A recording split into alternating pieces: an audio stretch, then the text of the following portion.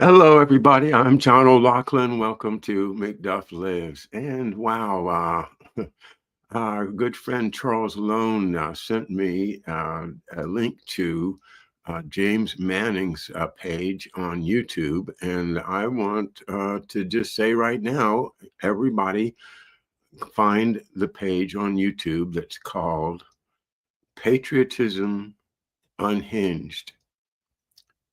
It's a series of videos. I'm going to play perhaps two of them during my show today. It absolutely verifies everything that we have been suspecting. And yes, it's James Angleton, but it's more than that. The Kennedy administration, the Kennedy assassination, I meant to say, has virtually been solved now from my point of view. This is a happy day. It's May Day. May Day, May Day, May Day. The Angleton coup dEtat has been in effect since November 22nd, 1963. Now we know who did it. Now we know all about it. Now we can address the problem and get back to being who we are supposed to be, who we want our children and grandchildren to be, the country we want to be. I can't tell you how thrilled I am to watch this. And if by some crazy chance that this all gets debunked in the future, then fine. I'd be happy with that too. But the man has the gravitas, he knows his stuff. And all right, I am not going to put it off any longer. Let me see if I can call it up on the screen and share it with you guys. So the name of the YouTube channel is Patriotism Unhinged. And that sounds an awful lot like a book I have often referred to here, The Crimes of Patriots by Jonathan Whitney. But now we get to know the plot, everything. Hold on.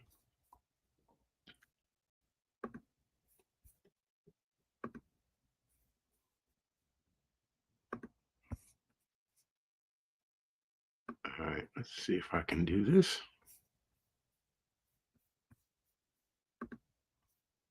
Okay, and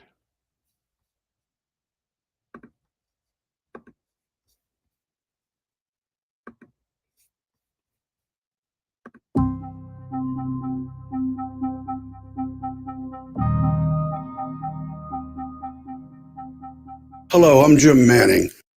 I've been a Kennedy researcher for over 50 years. I'm the author of Patriotism Unhinged, available worldwide through online retailers. We're going to discuss all of the people who were involved in putting together the assassination. At the top is James Jesus Angleton. He was the counterintelligence officer at the CIA and probably one of the top three guys. James Jesus Angleton was a paranoid man who saw spies everywhere. However, he was very good at determining who that they should be very careful of taking into the CIA. Without him, there would never have been an assassination. He got familiarized with the plan that the Kennedys were using of giving information to Georgy Bolshakov, and then that was being sent back to Moscow. When that happened, he went all out in recording the Kennedys in every place they were. Hyannisport, Hickory Hill, which is where Bobby Kennedy's home was, the White House. And so they were able to connect a lot of things that they could show to back up their claim that he had to be executed. I will tell you that the second man was the director of Central Intelligence, John McCone. John McCone had been assigned as the director after Jack Kennedy fired Allen Dulles for his lying and cheating him about the Bay of Pigs. He also fired Bissell and General Cabell. McCone's came in and he had no background in intelligence. He was a businessman from California, and so he relied heavily on his underlings to tell him what to do, and also Alan Dulles, apparently. Once again, we see the fingerprints of Alan Dulles on everything. The third person was the head of the Dirty Tricks Department, as they called it, Robert Turnbull Crowley, also known within the agency as the Crow. Those three met in McCone's office and decided what they were going to do. At the end of the meeting, it had been determined that Kennedy would have to be assassinated. And the reason was that if they didn't take care of it that way, it would just take too long, and they wouldn't get it done until Kennedy was probably out of his second term. So that was the determination that they made. So they're your first three. Then we move on to William King Harvey. Now, William King Harvey was a very top guy.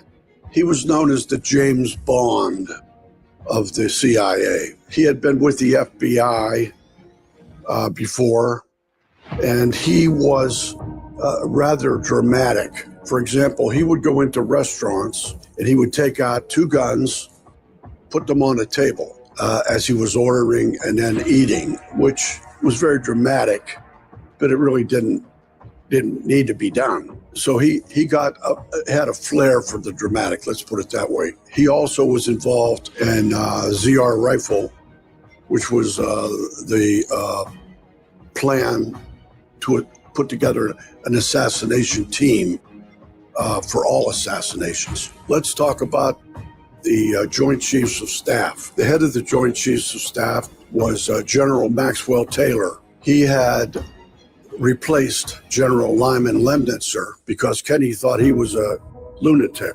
Kennedy's own words. He liked Maxwell Taylor.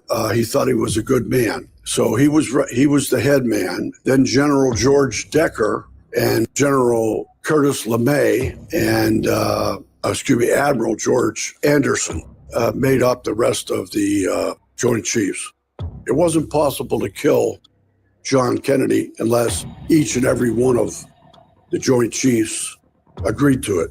And so it was a little surprise to me personally that Maxwell Taylor, having such a wonderful relationship with John Kennedy, would vote yes. Continuing down from there, there was Sam Cummings. Now, Sam Cummings was the head of Inner Armco, which was a company that was a proprietary arm of the CIA. And they dealt in munitions, all types of explosive ordnance. They gave rifles to countries all over the world. Inner Armco supported burgeoning groups of democratic people in communist countries, basically handled all of the weapons that were used in the assassination by the groups that were involved. They had decided that in order to go through with their plan, they had to get the approval of the Federal Bureau of Investigation. So they sent for a man named William Bill Sullivan, who was the deputy director of the FBI at that time and J. Edgar Hoover's right-hand man. They showed him some of the evidence that they had, and they told him to go back and explain that to J. Edgar Hoover, and he did.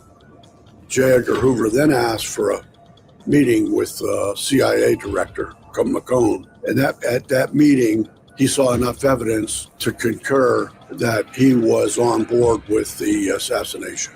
After that, they needed the help of LBJ. So they sent for Abe Fortas, a very, very close associate of Lyndon Johnson, and also Walter Jenkins, who was LBJ's right-hand man at the White House. When they came, they were told pretty much the same thing that Bill Sullivan was told and shown some evidence. And they went back, talked to LBJ. LBJ wanted more evidence, and he got that.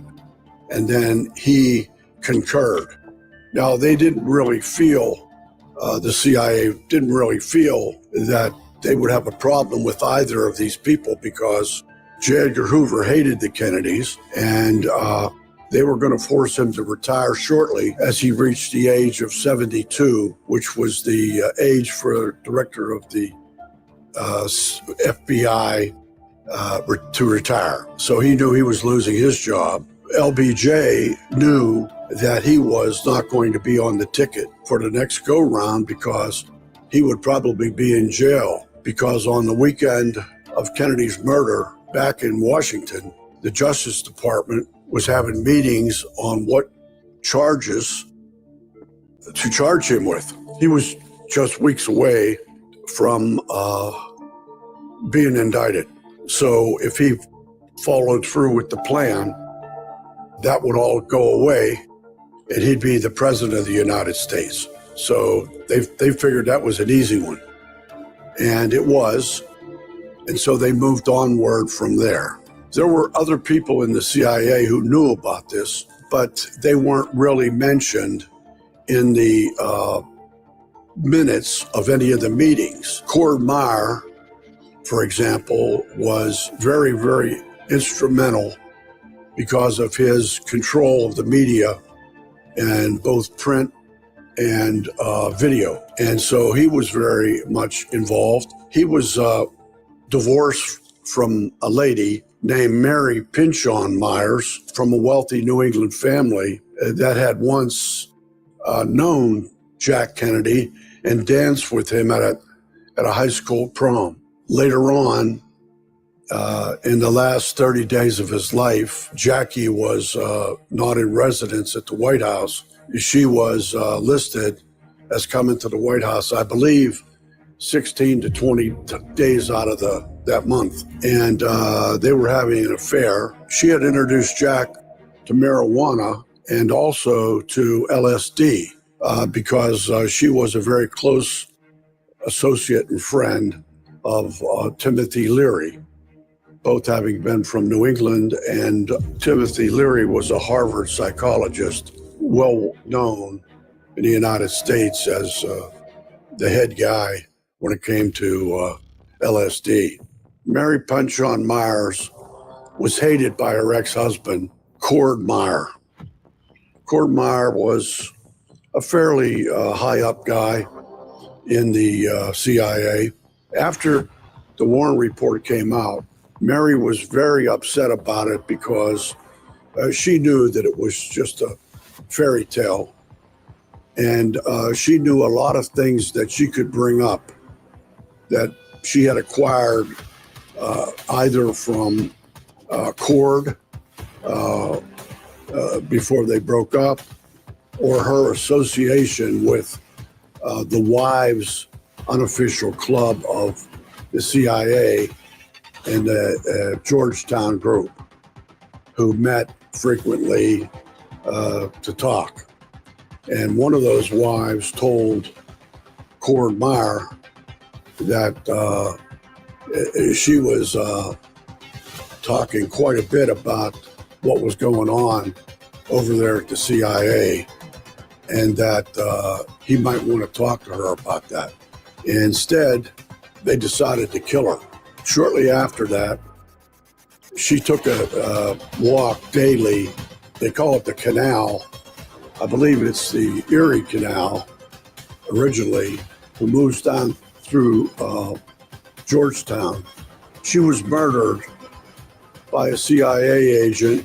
She was shot on her daily trek down through the canal through Georgetown. She was shot twice or three times, I believe, and died immediately. It's interesting to note that within minutes, there were as many as 9 CIA agents looking for the perpetrator. And one had found the gun that was used just a step ahead of a DC police officer. The odds on that many CIA agents being that close is infinitesimal. After that, it was upsetting to me personally that I read that Cord Meyer had taken some white paint and painted up under the Key Bridge where you could see it. Good luck, Mary. That seemed like a horrible thing to do, but I guess he was very proud of the fact that he had stopped her. Cordmeyer knew about the assassination, and probably other people in the CIA knew too, if they had a need to know. If they had a need to know, just like the Secret Service. Secret Service had to know what was going on at the top. A lot of the agents didn't know. My personal belief is Clint Hill didn't know, but there are agents that I believe did know, and at some point in the future I may name them.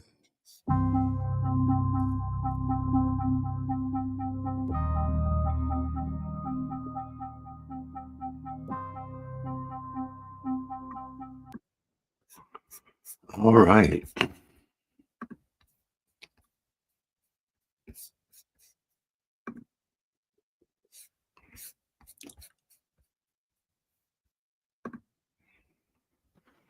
So that's the first one. And yeah, Angleton.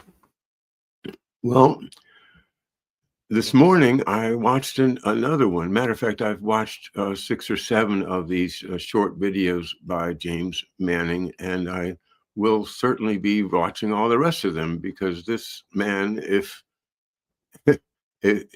I'd be surprised if anybody can discredit him. I'm not going to play the part where you learn about who he is or his background, just because I want to get this content in.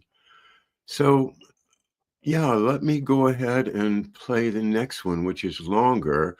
And wow, I just really want to share this. So let me call it up.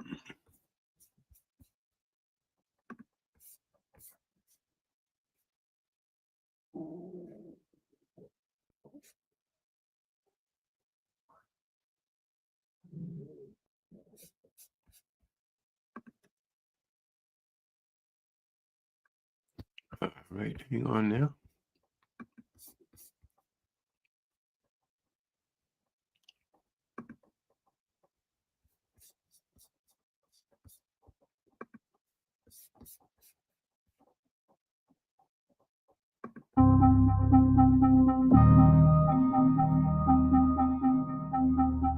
Today I'm going to talk about some of the evidence in the case. We've seen a lot of imagination on the part of the Central Intelligence Agency's propaganda department. Today you're going to see the CIA's statement of policy, which was removed from the Langley facility by one of their top men and hidden away somewhere so that he could use it later at his discretion. The director of the Dirty Tricks Squad, and I'm speaking about Richard Turnbull Crowley, also known as the Crow in the Central Intelligence Agency, and he had a terrible feeling that in the future it would come out, historians would come to the conclusion and have the truth as to what happened.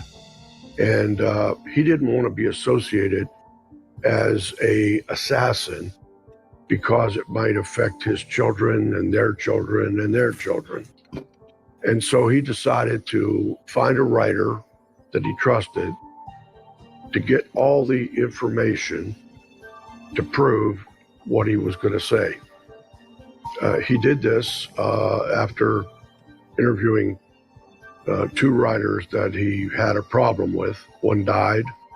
The other one was very close to the CIA, and he worried that he might not write the book, but give all the information back to the CIA to gain favor with them.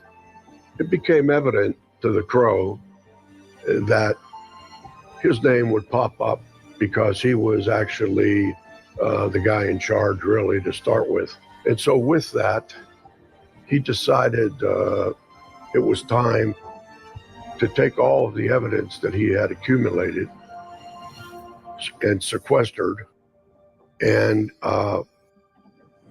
give it to a writer that he trusted so that he could write a book after the Crow died. And instead of admitting to the assassination, he said it was more to explain and take credit for it. One of the things that the CIA did was write a statement of policy. And that statement of policy was probably for anybody that came upon anything that was the truth and wanted to ask the director or somebody at the top, did we actually do this? And so I guess they needed something to clarify why it happened.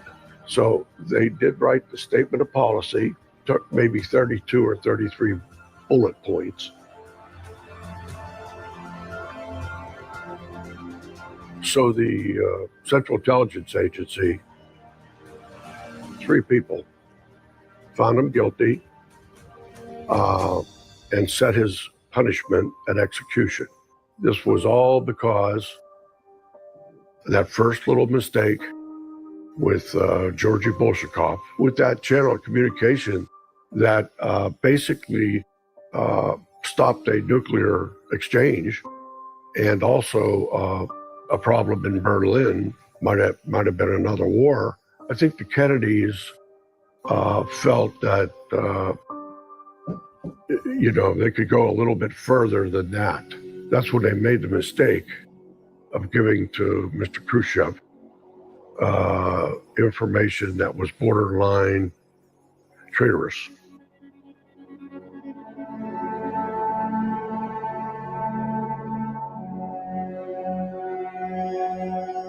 I believe that in order to substantiate their position, and I'm talking about the 3 who made that decision,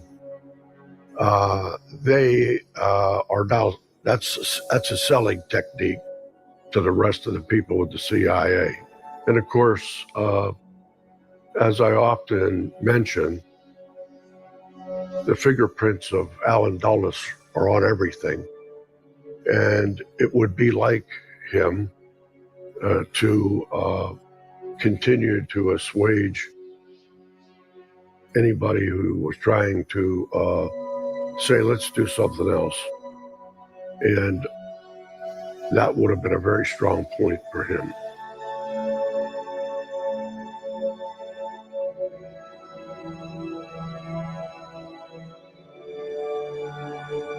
That, of course, was not Mr. Kennedy's fault.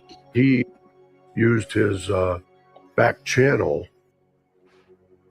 to maneuver with Khrushchev a non-combative situation. Quietly, he agreed to remove our missiles from Turkey and I think Italy too, and said he couldn't do it instantly, but he would do it within a year. He was able to convince Khrushchev that he was serious about working together with him.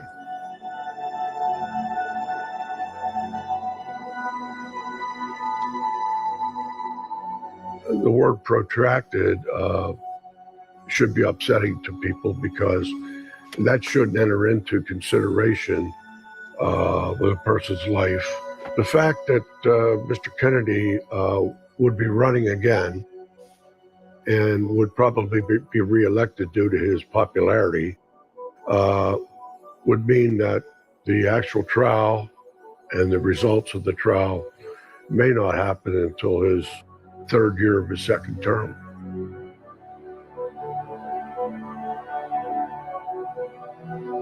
They had already decided what they were going to do, I think, before they even had the meeting. Now they were about the job of putting it together.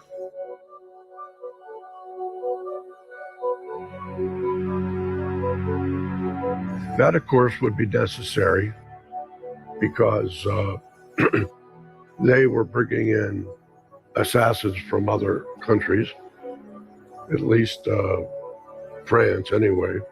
And so they needed to have documents. They also needed to have identification cards made up for Secret Service, for FBI, for CIA, all with the pictures of the people that are going to be using them. They worked tirelessly to look and see if they could see ahead any problem at all that might come up. But because they had the cover-up by the FBI, the other agencies, they really weren't afraid. They knew that they could do what they did do, which was to hide it for at least 62 years now.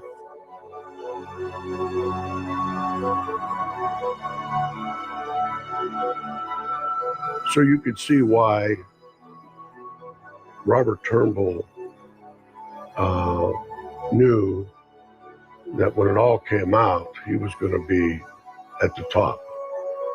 And so he had probably the most to lose in terms of his reputation and his family's continuing reputation. And of course, William King Harvey had just organized and run the assassination of the Diem brothers in Vietnam to a success. And so it was just another day at the office for him.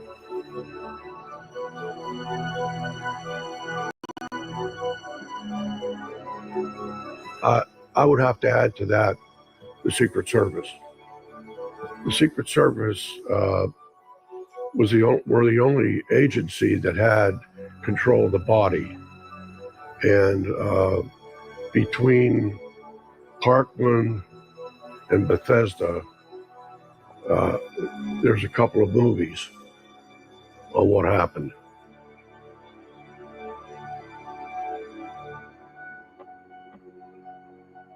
The thing about all of those agencies being involved, even if it wasn't direct knowledge, it would have been pretty easy to see what was coming.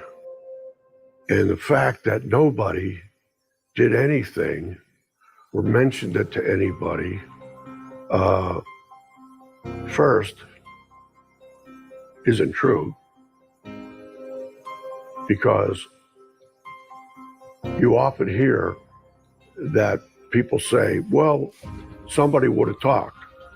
Well, a lot of people talked. There's over 100 people that have talked. Recently, a CIA agent, codenamed Bishop, who was very, very involved in the assassination.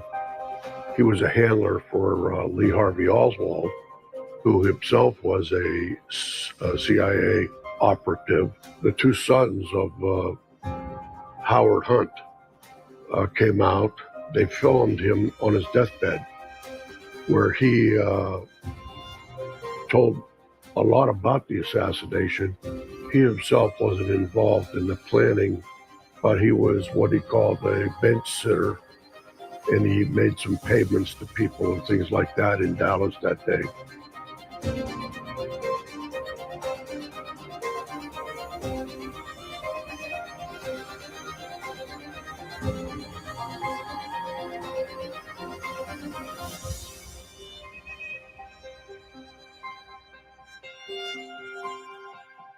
I'd like to add to that, future President Gerald Ford was on the commission, and he spoke every day that the commission met and had any substance. He spoke at that evening with J. Edgar Hoover and told them what had happened and how it might be used in the future.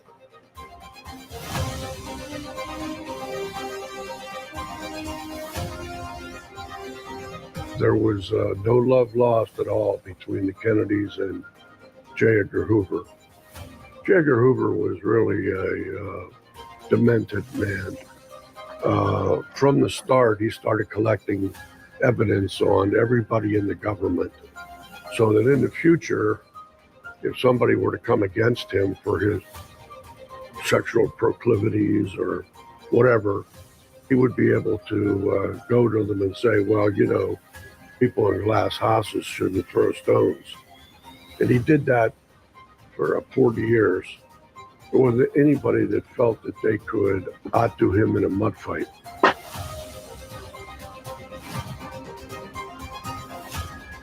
We know from the film and some of the people who were in the area of LBJ's car that prior to the first shot, he jumped and could dive into the back seat, and then made up a story that his Secret Service agent had cautioned him and had been involved in helping to get him out of there. But it was slightly in advance of the first shot.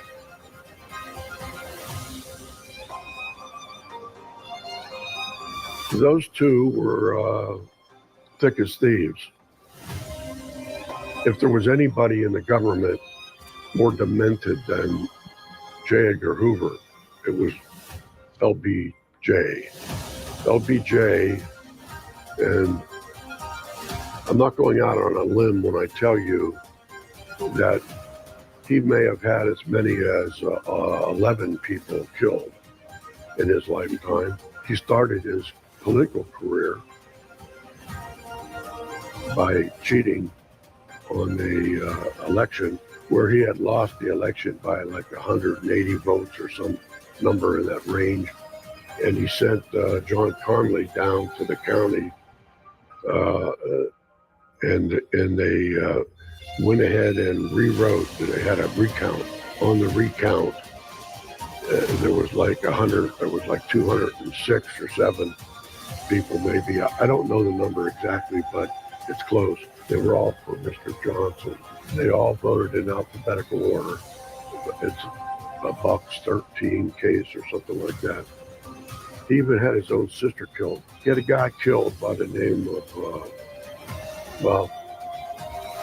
his name really doesn't matter, but he was a gentleman who had a small miniature golf course. He was dating Josepha Johnson. He thought that Josepha had told him a lot about the things that he had done.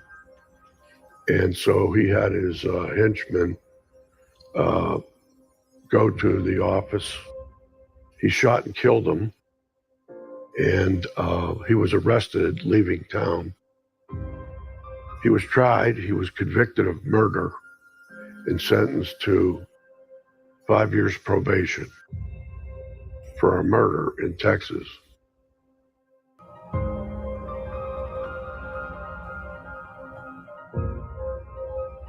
LBJ could send 55,000 boys to their death in Vietnam.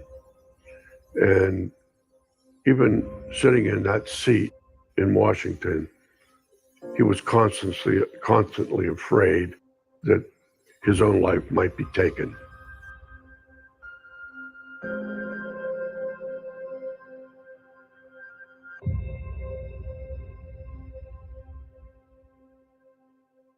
People that were alive at the time, of course, always know exactly where they were at the time that they heard about the president being executed. What might have surprised the CIA is the furor that happened. It changed the world. I think there was a decision made that getting rid of Robert Kennedy so quickly after John Kennedy would deteriorate Americans' faith in the government. And so it was decided that he would slowly work him out of his job.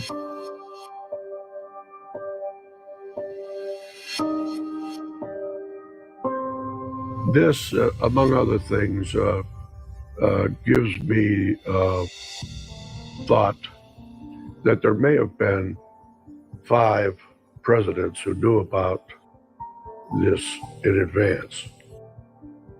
One, of course, is LBJ.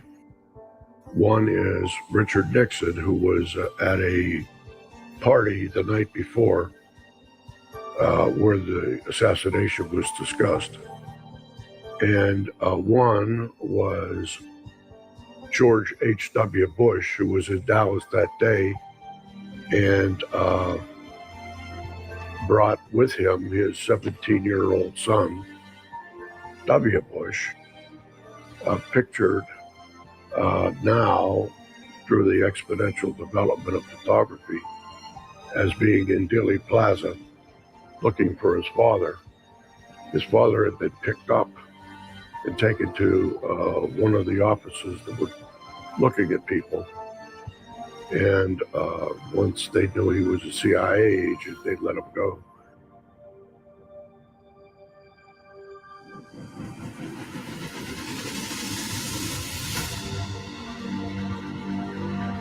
There were too many threads with trying to prove that he was a real communist. There's the fact that he had been paid with checks from the FBI, canceled checks. There was indications that he had a 201 file with the Central Intelligence Agency. There was acknowledgement that he had been sent from Japan back to the United States to Kitty Hawk, North Carolina, and went through illusionary warfare school, and he went through Russian language school. So it would be very, very difficult with all of that to try to tie the Russians to him.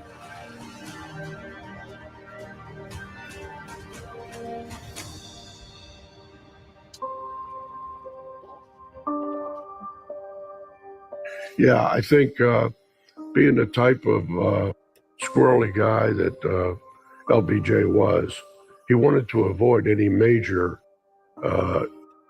inducements. However, like I said, he didn't mind sending 55,000 young men to die in a war for his buddies in the military-industrial complex.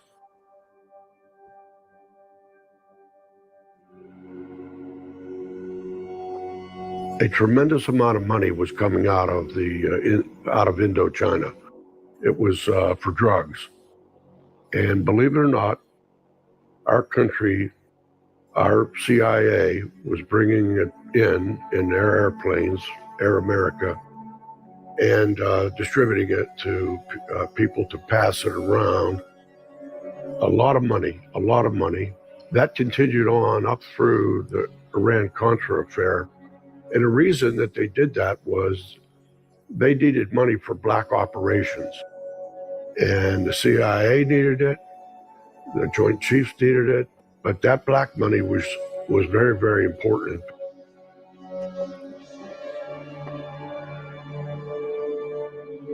Jenkins was a yes man, and so that wouldn't have surprised anybody. Secretary of Defense, however, I would take that up as he was a pragmatist.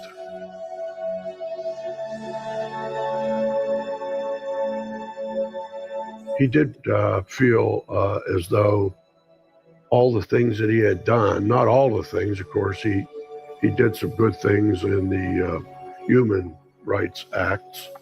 However, what he did in Vietnam and what he did personally, when he actually decided not to run and he retired to the ranch, they say that he had to have psychiatric help almost every day and became extremely despondent.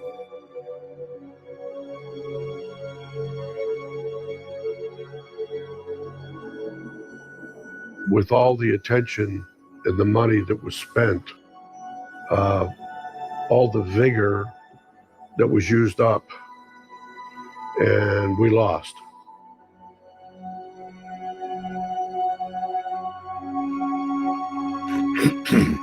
Yes, General de Gaulle met with Director McCone and LBJ while he was here for the funeral.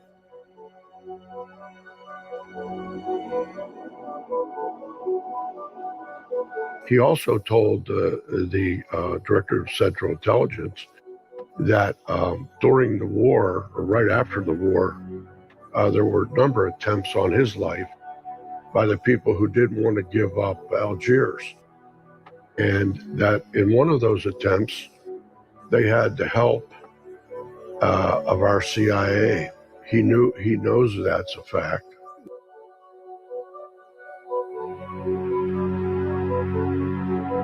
And to their surprise, he told them that his intelligence people told him that the assassins were French. We know that they weren't all French, but we know the French were included. They would consider Corsica French. Antoine Grenini was the first guy that the Sam Giancana people had approached through a mafia person over there. He tried to hire an assassin by the name of Christian David. And Christian David, when he found out it was the president, he turned it down. And then they went to Jean Soutre. And Jean Soutre was the badge man and was probably, and I say probably, the headshot. It goes to show that the United States is not the only good intelligence operating country in the world. If you were to look to the Japanese, to the French, to the English, and probably many others, they will agree that Lee Harvey Oswald didn't do anything. Of course, I know the Russians didn't do anything, but the Russians, probably more than anybody, know what the real story is.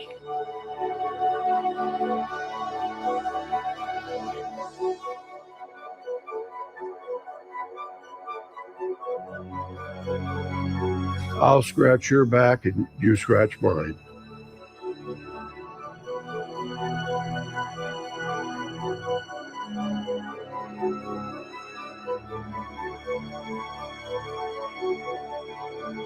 Coming to a country who, in all probability, Mr. de Gaulle knew killed their own president, would make him think that, you know, they probably held America maybe at a little too high esteem.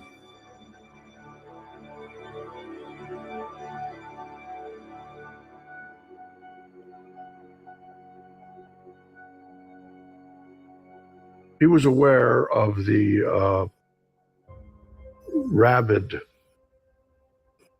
development of opium across Southeast Asia. The Italians, the French, and now the Americans wanted in on it. He was letting them know that he was aware of all this.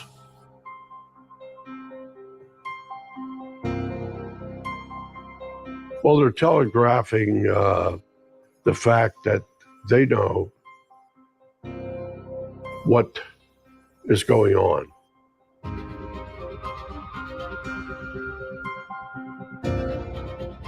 There's no question but that the hard-charging right people of the intelligence agencies will always look out for themselves first.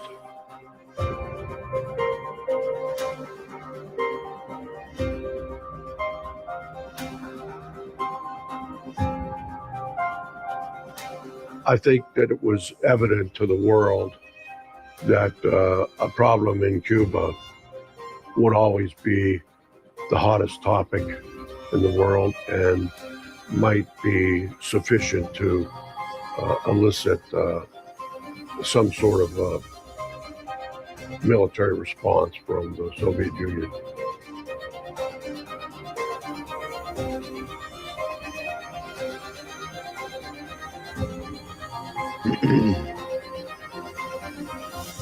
This is, to me, the most important admission by the agency. The agency, I've spent a lot of years studying the assassination, but I've spent 3 hard years studying the CIA's propaganda actions, relationships with Claire Booth Luce and her husband, relationship with the Grahams, who owned the Washington Post. The Luces owned Time Magazine and Life Magazine. The relationships, even the relationship with the Post. The editor of the Post at one point was married to the sister of Mary Pinchon Myers and was aware of the ensuing murder of her sister, and was an agent of the CIA. And after the murder, he went to her art studio and he found James Jesus Angleton inside her art studio, and together they found her diary. The story is they said that it was destroyed, but there are some other people who believe that it was not destroyed and may turn up at some point, which would be great for historians. What we've just explained to you is something that would be used in a trial. This is evidence. This is the Central Intelligence Agency's own words, and we have other things. This is a document that is historical. We could thank Robert Turnbull Crowley for getting it out of Langley and eventually getting it to the world. It's so obvious that most of the covering up of everything was all done by the CIA. They controlled so much in the media, but they couldn't control the internet. People who have studied it are finding things on the internet. People are coming out and talking who kept quiet for their whole life. And now they're telling their little things. That's really who we have to study. One of the things that I have studied a lot about is why people wouldn't want to believe this. I think bias has a lot to do with it. In other words, I think somebody told me that maybe 2,500 books have been written on the Kennedy assassination. A lot of people have written more than one. I know some that have written 3, 4, 5. While some of them were really, really great researchers, some of the people who are involved in what I call a cottage industry, the JFK assassination is a cottage industry. They make money off of their podcasts. They make money off of speaking engagements. They make money off of articles that they write and books. They have a subconscious reason to want to continue the hunt, because when the hunt's over, so's their income. So bias has a lot to do with it. Also, bias of the government. You know, their big thing, even though everybody's dead now who had anything to do with it from the government, the problem is that they always worry about people losing confidence in the government.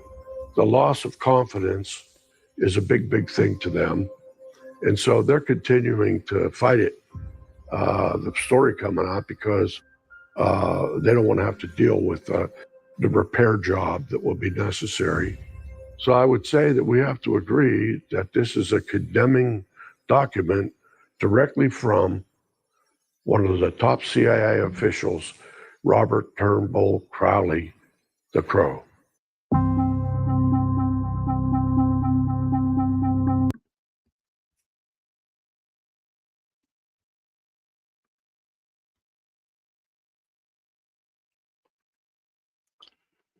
And so, yeah, that's my opinion. The genie is out of the bottle, as Road Warrior says.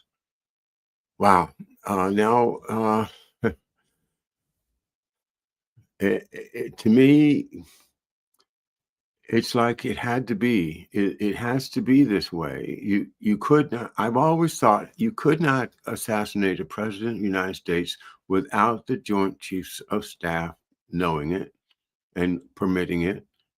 The FBI, of course, would have to know, and you had to have somebody inside on the CIA side. I mean, on the Secret Service side. But of course, once we've done the study we've done about Allen Dulles and the Dulles brothers and their manipulation of our government with impunity,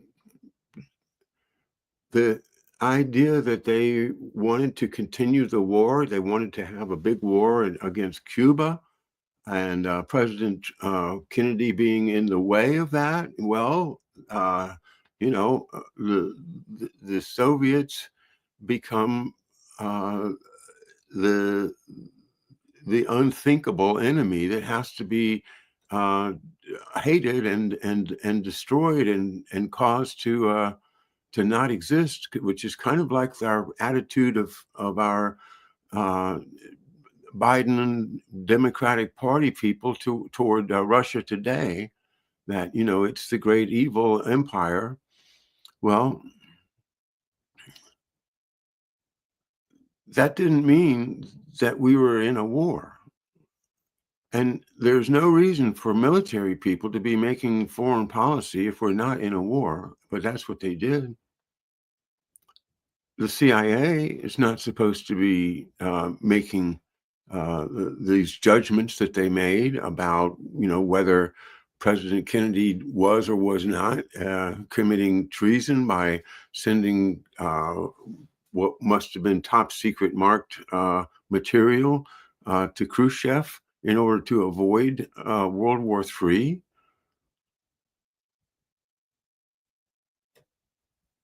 I tell you, it's going to take me a while to absorb all of this. I was just absolutely floored when I watched this one earlier this morning, and glad to watch it again with you guys.